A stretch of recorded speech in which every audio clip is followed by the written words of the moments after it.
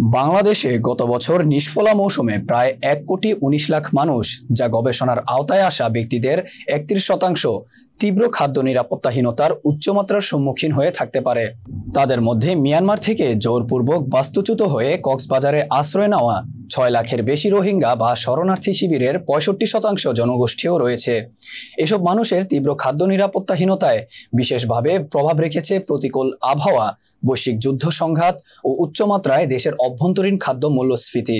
বৈশ্বিক খাদ্য সংকট নিয়ে গতকাল বুধবার ফুড সিকিউরিটি ইনফরমেশন নেটওয়ার্কের প্রকাশিত প্রতিবেদন ২০২৪-এ এসব তথ্য উল্লেখ করা হয়েছে। বাংলাদেশের খাদ্য নিরাপত্তাহীনতা পরিস্থিতি সম্পর্কে প্রতিবেদনে বলা হয়, নিম্ন মধ্যম আয়ের দেশটিতে খাদ্য সংকট দীর্ঘদিনের সমস্যা।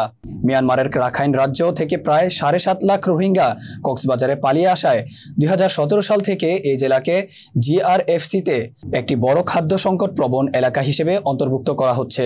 ২০২৩ সালে আইপিসির the integrated food security phase classification বিশ্লেষণে বাংলাদেশের প্রায় ৩০% এলাকা ও ২৩% জনসংখ্যাকে অন্তর্ভুক্ত করা হয়।